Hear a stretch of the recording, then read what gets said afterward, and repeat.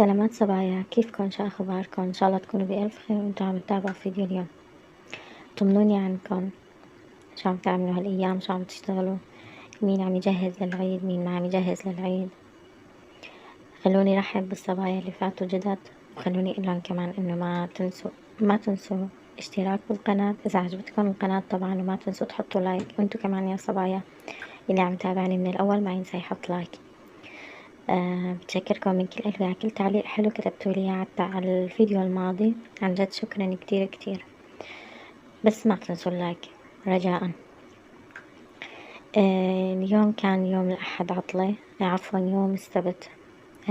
كنت أنا بدي كان في عندي الصبح هلال، فبعد أنا ما أجيت من الهلال أو من الكورس التركي أو من الدرس التركي، شو بدكم سموه. طبعا هو له أكتر من اسم.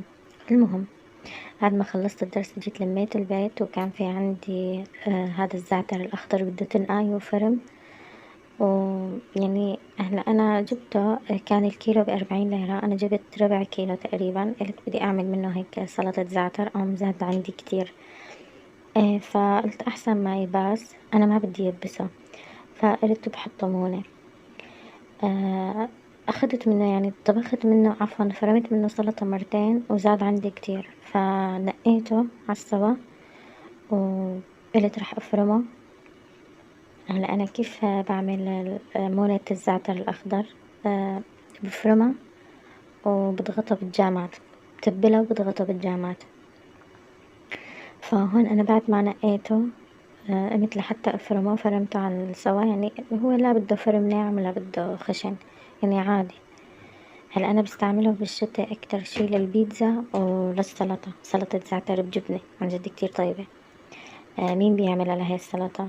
قولولي، اكتبولي لشوف بالتعليقات، وكمان قولولي في شي طبخة بتنعمل بالزعتر الأخضر غير سلطة جبنة، أو غير إنه بنحطها للبيتزا. ما بعرف، انتو قولولي. هون بعد ما أنا فرمت الزعتر كلياته، رشيت له رشة كمون وفلفلة مطحونة، هي لأني بدي أضغطه بالجام، وفلفلة مطحونة وملح ليمون وملح، وشو كمان بس هدول، وزيت، عفوا زيت حلو. كلياتهم مع بعض خلطتهم هيك كله على السوا، يعني خليتهم ينخلطوا على المزبوط، وخليت الزيت هيك تغلغل فيه على السوا مشان لما اضغطه بالجام انه يطلع منه زيت، عرفتوا علي. هلا شوفوا هاي الكمية كلها اللي هي تقريبا نص كيلو انضغطت معي بجام صغير نصه، عرفت علي. يعني هلا لقدام انا رح ارجع اجيب كيلو ان شاء الله وارجع اعمل ليمونة. هون بعد ما خلصت انا من الزعتر قررت اني اساوي هيك كعك للعيد. طبعا ما رح كتر، هيك يعني نص كيلو كيلو من كل شغلة، هو رح نوعهم انا. فبلشت اول شي بكعك الزوبعة، ما بعرف اذا بتعرفوا، وبلشت بالغريبة. هلا الغريبة انا حطيت 3 كاسات طحين مع كاسة ونص سمنة، ما بدها زبدة، سمنة، مع كاسة سكر مطحون، حصرا مطحون. هي المقادير، وانا كمان حطيت له هيك نكهة ماء زهر اسانس، ورجيتكم اياها. هلا هون بعد ما ضفت السكر المطحون على السمنة، خليتهم هيك انه حركتهم مع بعضهم، يعني ما بده شي بس بده تحريك. رح اضل حرك فيهم لحتى يصير هيك قوام السمنة مع السكر، مثل قوام الكريمة. بس شفتوهم صاروا بهذا القوام، بنضيف فوقهم الطحين ومنلم فيهم، يعني ما عجن، هيك منلم فيهم لم، عرفت علي. انا يعني على الكاميرا ما ورجيتكم كيف، بس انه بتريدوا انتوا عجن، بتريدوا لم، يعني كيف بدكم، المهم انه تطلع معكم هاي العجينة. شوفوا كيف تطلع معكم كتير طرية. هلا هون انا هاي العجينة بدي احط بالبراد او الفريزة. هلا اذا كنت حطوها بالبراد بدكم تطولوا، اما بالفريزة اسرع. فانا حطيتها بالفريزة شوي لفترة 10 دقايق، وطالعتها منشان انه العجينة تمسك معي على السوا، وكورتهم بهاي الطريقة، وعم حطلن للتزيين بس ما أكتر فستق حلبي. عن جد الغريبة أسهل نوع من أنواع الكعك، عن جد شوفوا طريقتها كتير سهلة. طبعا هاي الكمية اللي أنا قلتلكن إياها عملولي بس هاي الصينية.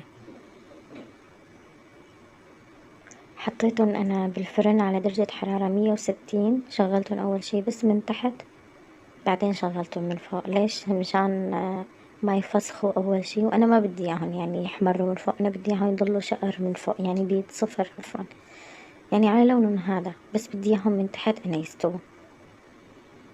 وهي بعد ما استووا عن جد ما فسخت معي غير واحدة، وهي اللي بالنص طبعا إذا شايفينها، والباقي كله طلع ممتاز.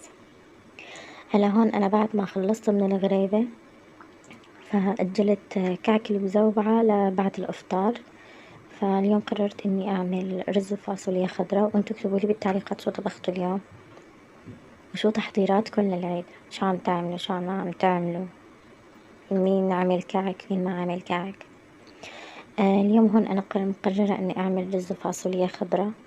آه حمست اللحمة، في منهم بيعملوها ببصل، في منهم بيعملوها بتوم. حمست أنا مع بصل وتوم وكزبرة، حطيت لها ملح وفلفل للحمة. بعدين أنا بعد ما غسلت الفاصوليا طبيتها وخليتها تستوي الفاصوليا. هون أنا كنت باشرة بندورة ومجهزتها. بعد ما استوت الفاصوليا على الأخير طبيت عليها البندورة وحطيت لها كمان معلقة دبس بندورة. على فكرة أنا اليوم ما لحقت العشاء أبدا أبدا، يعني حتى التصوير أنا ما لحقت إني أصور لكم السفرة، مع إنه عملت فتوش وكان في عندي أكل زايد من تاني يوم، عفوا من قبل بيوم. بس كان عم يأذن المغرب وأنا عم أسكب الأكل، فصار ياخدوا الصحون أول بأول، فلحقت هيك صورت لكم بس الطبخة الرز وفاصوليا خضراء. قولوا لي مين بيحب هاي الأكل ومين ما بيحبها. هون أنا بعد ما خلصت العشاء عملت جليت الجليات وصليت المغرب. عن جد يعني اليوم هيك الشغل فوق بعضه فوق بعضه. بعد ما خلصت صلاة المغرب بلشت بكعك البزوبعة. هذا بيجي كيف مكوناته: طحين، زوبعة. آه اللي ما بتعرف الزوبعة تكتب لي بالتعليقات، أنا بفرجيكم إياها فيديو جاي.